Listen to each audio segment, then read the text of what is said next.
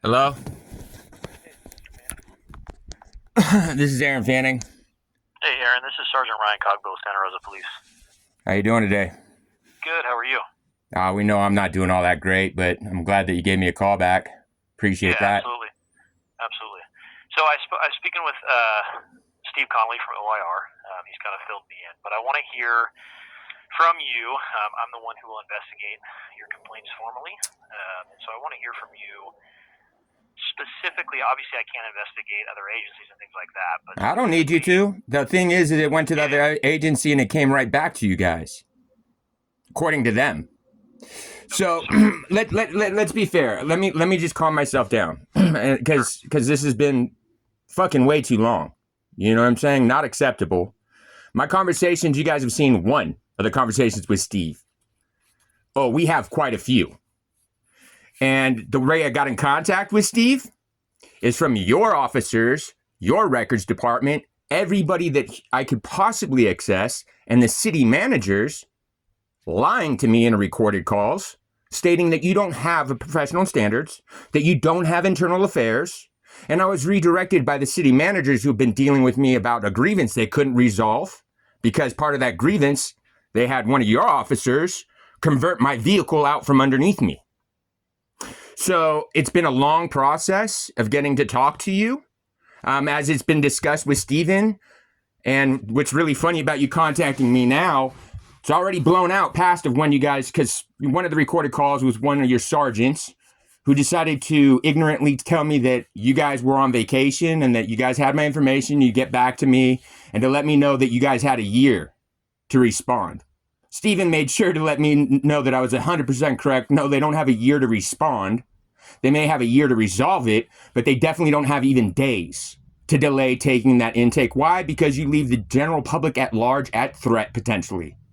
Because you have dirty officers up there, like super dirty officers. First on is going to be Albini, dirty. Piece of shit tried to endanger me further, knowing my life was in danger.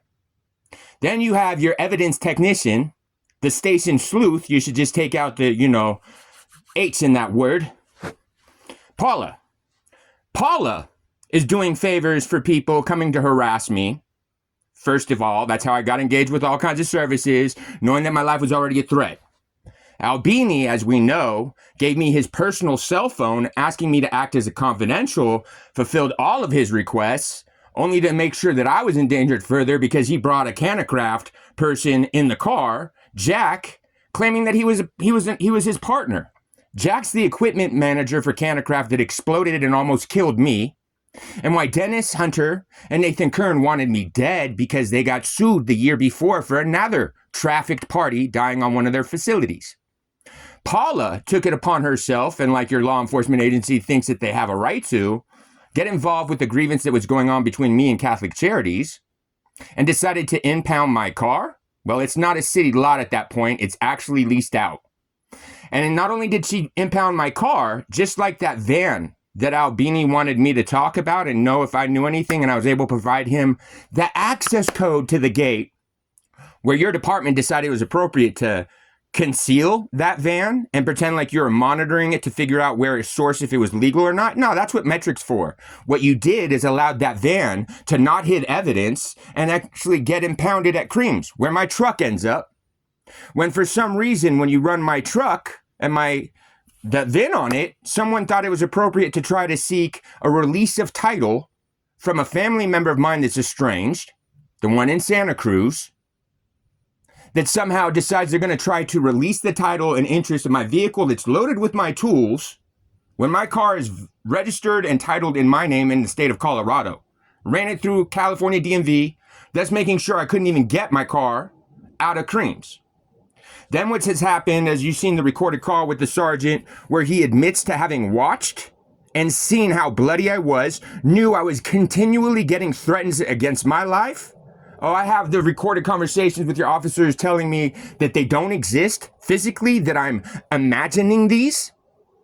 I have your officers that knowingly kept trying to make false reports that I'm emotionally distressed, that these threats aren't real, that they don't exist. Then I have the ignorant ones saying that sounds like it's scam to me, sounds like you're fucking competent, maliciously. Then I have the last one, the same one that ignorantly told me that, oh yeah, you guys have a year to respond to me. That dickhead, and I mean every word that I say, he decided to tell me that he was going to, well, you cannot make telephonic or text threats. You can't make terroristic threats telephonically or electronically. And then tries to read off the case law to me, and I laughed at his ass, and I go, yeah, clearly you either have reading comprehension issues, but whatever it is, I'm really glad that you're not fucking qualified to mitigate law because you're fucking retarded. And I get to use that word because, well, legally, apparently I'm retarded, right? So I'm pissed that my life has been endangered and I had to flee the state because your officers think it's appropriate to try to protect CANACRAFT. To the point I have detectives calling me on September 3rd as I'm fleeing Sonoma County because my mom made the online reports that I was supposed to be able to get intervention with. And what ends up happening? Your detectives call me and decide to tell me that I have no business engaging with CANACRAFT because they're going to get restraining orders, that they went over there, they contacted HR, and they have no record of my employment. What the fuck are your detectives doing getting involved with a civil matter? So I'm pissed that I've gotten as harmed as I have by your city and actually your county, because your county's privacy officer is the reason I was getting fucked with by behavioral health. Ken Tassel, the one that retired, is a Scientologist that used to work with my parents. He used to work with my parents in Glendale. And as was found out in the end of August and why I fled beginning of September is, oh my God, there's been an inheritance and a trust in my name for 15 years. And it's large enough that the Church of Scientology has had a lot of interest in it. So much so that as I'm fleeing, September 4th, Ken Tassel contacts the privacy officer for Santa Cruz County, James Dyer, who he has no right to because that's a privacy breach. They don't get to contact out of county. His job is to make sure nobody from your county contacts outward and breaches anybody's privacy rights, and contacts a social worker. Well, this is after I've already started to call to make sure that I can follow up with my mom's online reporting. And what ends up happening? Suddenly there's threats that I'm stalking and terroristically threatening that said social worker, and my terroristic threats report goes missing. They end up claiming they take it in November and it goes missing again. Their detectives claim that of record there, it got transferred up to you guys because even though I got threatened further on September 8th and September 10th, challenging me to either kill myself or be ready to be in prison for the rest of my life with a dick in my ass, I don't do either of those things. I fled the state. And instead, yep, everybody wanted to continue to hide these reportings and ensure that I incur all of the false reportings against me. I've been, like I said, it's good timing that you called me because you're going to figure out that, ooh, she converted that vehicle out from me a year ago in a week. Are you going to be able to resolve this in a week to see if Station SLUTH might have done her job inappropriately by somehow attaching a plated car that's for Colorado and deciding that it's her place to impound my vehicle off of what is a leased out lot while I'm actively going through a grievance with the city of Santa Rosa. And then suddenly, you know that your county records make it reflect that I appeared back up there in September? Your behavioral health was claiming they were engaged with me? I have not heard that. So yeah, I got in a really, really bad position because Albini, let's be clear, I called Albini because I got trapped there, because I provided them the $180,000 medical bill because I got trafficked out there and they didn't pay me for a year and a half. I almost died on equipment that got returned from your guys' department, and I had to scrape the evidence stickers off of it. You know what I'm saying? Well, it exploded on me setting it up for Dennis. I told Albini exactly what's going on because Albini told me in our documented text message exchange while he's using his private cell phone, where he's asking me for everything that's outside of your guys' jurisdiction, wanted everything to know about because he's apparently investigating a RICO case. So I gave him everything. I gave him a lab in Oklahoma that I knew about because, well, I had to ship out equipment. I gave him everything. I gave him a mushroom spore manufacturing spot, everything. Albini tries to get smart and tries to set me up. Meanwhile, he then let it slip that, oh, well, the reason he knows Nathan Kern so well is I actually met Albini's little brother. Because while I got trafficked out there, I made sure that I wasn't getting involved with any illegal activities. And I made sure that, if you guys are making me work, I'm at least going to be in legal facilities. So Nathan Kern has me come and pick someone up to work at Airway Distribution. which is Ryan Long, who's Dennis Hunter's cousin, who's, an outreach worker for the city. But anyway, he does public works project, community, interaction stuff. He works on the city's behalf. Well, anyway, they had me working out there. So he has me go out to Nate Kern's property because they have no labor except for me. Oh, to pick up someone, and I get there and he tells me that he's a minor. So I was going to be working with Albini's little brother because Albini's parents, where Albini grew up, overlooks Nathan Kern's home, which is one of the biggest broker hubs in Sonoma County and is like redundantly overtly obvious because he just leaves hundreds of pounds in his driveway all weekend long. But everybody's going to cover Nathan Kern, even though he had another traffic party die the year before. Because, what the county went after him was just code enforcement because he locked the county off after CHP seen all the legal grows. He got no fines for someone dying there and just had to pay the fee penalties for locking the county out for code violations. So they were very concerned because they went after him for $5 million. They settled for $500,000. They were very concerned that, at 100 Sebastopol Road, Bill Friedman of the Friedman Brothers property that he was in the process of selling to Dennis Hunter, which was permitted for 800 light grow, for distribution, for on-site consumption, all of these things that failed because PG&E couldn't get them power, so they lost millions right there on the project, was building an illegal lab there, and it exploded. And instead, you have your officers playing games. Albini, once I start getting the terroristic threats, telling him, like, look, dude, I'm trying to help you out, but I'm getting threats against my life. Albini tells me to fuck myself, and then I endure 10 months of terroristic threats against my life with your department refusing to document anything. And for some reason, the reason I even got involved with behavioral health as they claimed, and there's no ROI because I never actually registered, is because I was looking to get to a mandated reporter because no one's supposed to be enduring threats against. I didn't give a fuck about the threats against my life. I know those coward JCat rats. I'm not scared of them. Never have been. I take great offense that I'm having to endure threats against my mother's life and your officers telling me that sounds like a scam because they're demanding $10,000 or they're going to kill your mom. I'm not going to take a report because it's a scam. I remember seeing you all bloody. Yeah, you were getting abused. So there's not a great resolution for it. So the first problem we're going to have is that you guys can't do anything about Albini. You allowed over a year to allow Albini to do what he's done, to facilitate crimes, because what he claimed he was investigating was RICO. I gave him all of the accounts. I gave him all of the LLCs, gave him the bookkeepers. And what resulted is all those people just changed their numbers because he's a snitch. All right. So why is it acceptable that my life's being threatened? Why is it acceptable that your guys are bringing employees for a private corporation into what is supposed to be an informal meeting with a confidential informant for the first time face to face, and you have someone that I know is in the back seat, Jack, thinking that I don't know that that's Jack? Fine, record the conversation. It's disgusting that it happens to be that they protect Hunter because, he's attached to your largest tax generating entity. Pretty fucking grim that you let that cokehead get away with what he gets away with because I gave Albini who his coke supplier is. Even told I was able to provide Albini, Dennis Hunter's kid, Cayman, telling him where Dennis gets his ketamine from. Who prescribed Dennis his ketamine. Gave Albini another minor that was in Dennis Hunter's custody, somehow being allowed to work at what is a clandestine lab, all around marijuana and dope, always high on coke and ketamine also, that lives with Dennis Hunter. But for some reason, we're going to protect Dennis Hunter?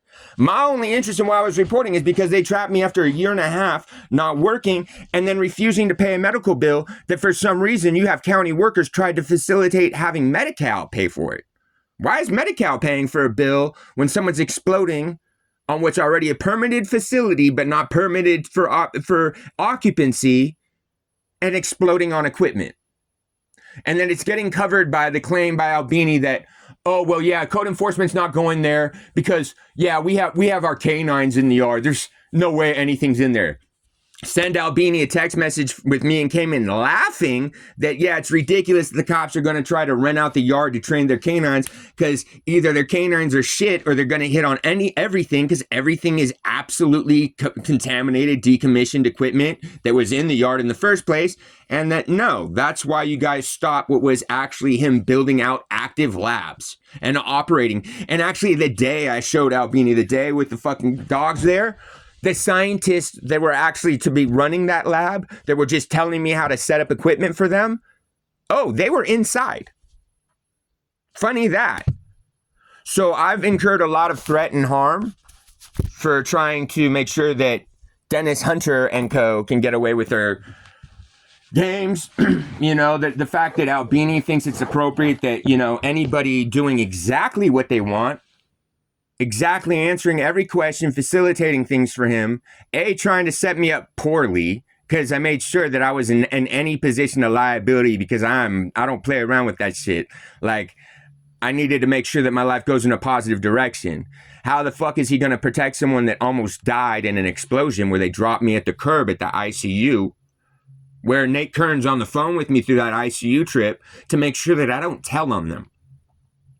All I did, I was just trying to leave the county. Fuck. Finally, I get to get out of here. Here's the medical bill. Cover your bills. Nope. Then I'm in more threat. So yeah, I went to talk to you guys about it because yeah, yo, this is fucking ridiculous. Sure enough, I do everything Albini wants. Then I incur 10 months of threats against my life with the threat stating whoever's sending them controls the cops.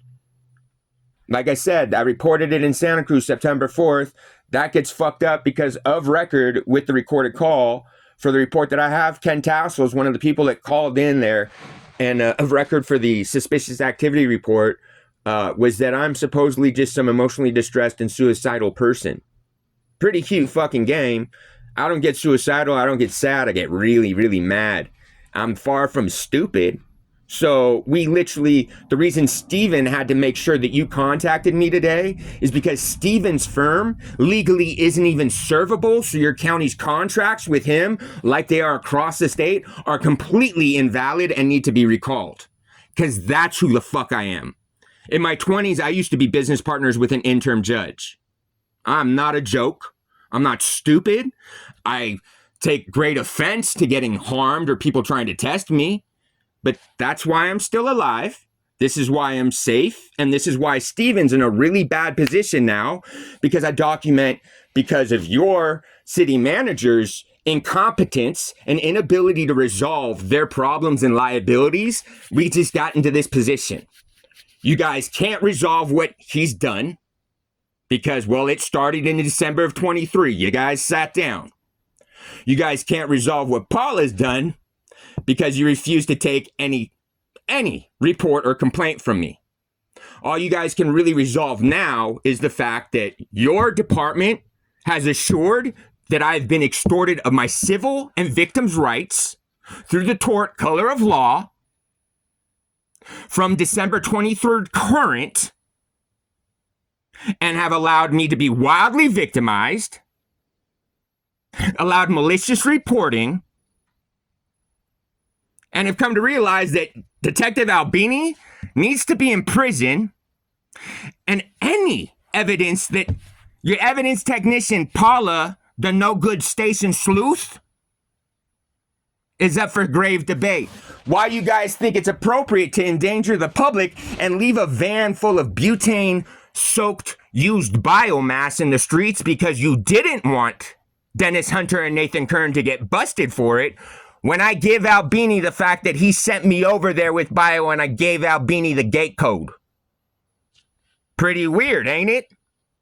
So pretty weird that your detectives think it's appropriate to further allow them to threaten me because guess who decided it was cute and called me on September 10th and I didn't answer? Dennis Hunter. So I'm pissed. I appreciate your professionalism.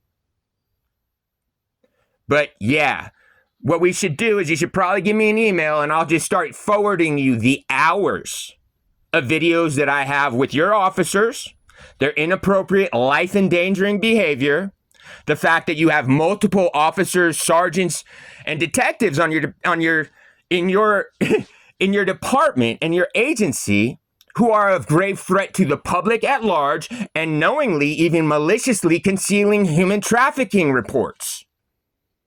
Why? Yeah. It's not a great... That's a good place to start. Why don't I give you an email and you can start giving me all the evidence you got so I have something to look into. All right, I appreciate it, and let me get that. Yep. Let me know when you're ready. I'm ready. It is SRPD, so like Santa Rosa PD. Mm-hmm. Professional standards.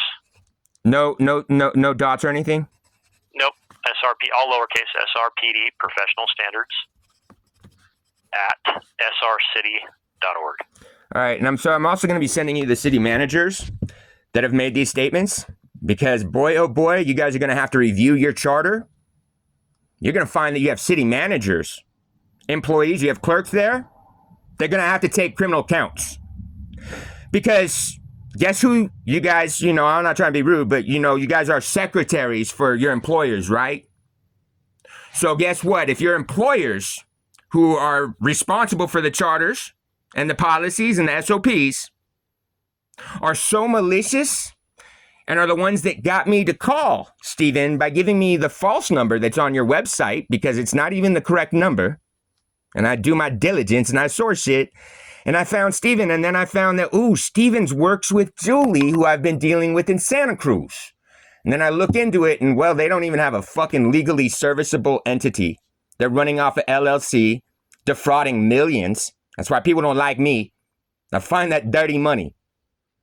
So I appreciate you. I will go ahead and this is going to be professional standards at srcity.org. That's correct. And I'll send you an email in return so you know you got the right place. All right, man. And I take full accountability. I apologize for my upset laughing at you. You don't deserve it. You're being professional. It's not a position anyone's supposed to be in. This is... Yeah, and there's a lot. You gave me a lot of information. You talked for about 20 minutes or so. So there's a lot of information. It's going to take me. I'm sure you're going to email me a bunch of stuff. So yeah, first thing I'm going to send you is my exchanges with Albini. Yeah, that's perfect. And that motherfucker better be in cuffs quick. Yeah, like I tell everybody. Well, like this, I tell you that he's covering fucking ghost guns with switches. So I don't give a fuck. You better make sure that he's reported, because that motherfucker endangered my life and allowed me to be tested, demanding that I kill myself or be prepared to be in prison for the rest of my life with a dick in my ass. That motherfucker can have all of that fun shit that he enjoys. I don't play none of them fucking games. None of it. Never have. I ain't never been in the box.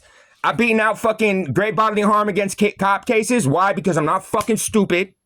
Because I ended up in 3 ERs between the scene of an incident before they could book me. So we can play all the dirty games we want, but really when it comes down to it, like I warned Albini and everybody else up there, y'all play with people like Hunter and fucking Nathan Kern. Nathan Kern's whole plea was based on trying to give me up. You understand? I never sat down. They couldn't bring me in for questioning on his old fucking cases. I'm not fucking stupid. I'm very accountable. I'm very responsible. You know what I'm saying? Like, the fact of the matter is, yes, I was business partners with an interim judge in my 20s. Why? Because, well, shit, like, I was business partners with him because his girlfriend was a plastic surgeon. And I asked her if she could do clinics for me for, weed scripts. And he freaked out about privacy rights. And I just looked at him. I was like, well, couldn't I just do commission-based releases? And that's where that all propagated up across the state. So my use of law is different. Your guys' experience in mitigating law is basically ag cops. You guys don't have experience with a lot of commercial crimes or a lot of complex crimes. I'm not trying to be fucking rude, but I'm 5th generation Los Angeles. Literally, the estate, that reason why you have Scientology after me, my great-grandmother, Tony Wards, were named after her. Her husband was Frank Fruoff, who, like, the Fruoff Foundation is a trust it's a philanthropic foundation that has no source of income other than the interest secured off of it. And since it was established in 1957, it's donated over $60 million in nonprofits. So that's why the Church of Scientology has interest in it. You know what I'm saying? But I was raised in a very weird environment. It's not a great idea what these cops thought that they were doing. Have you seen the video with that sergeant who tells me that it sounds like I was being that it sounds like I'm being scammed about the $10,000? Is that the one with Sergeant Noggle or somebody else? That's gonna be the one with, yeah, I guess it's Noggle, because that's the only one that I sent over there. Yeah, the one where I call him a retard at the end, where it sounds like you're fucking retarded. Yeah, that's a dangerous piece of shit. He's admitting to having seen those threats. That's not for him to presume or interpret. That's literally not his job. He's a fucking secretary with a gun, supposed to be objective as fuck, go, okay, you're saying this happened, cool, let me pass this on.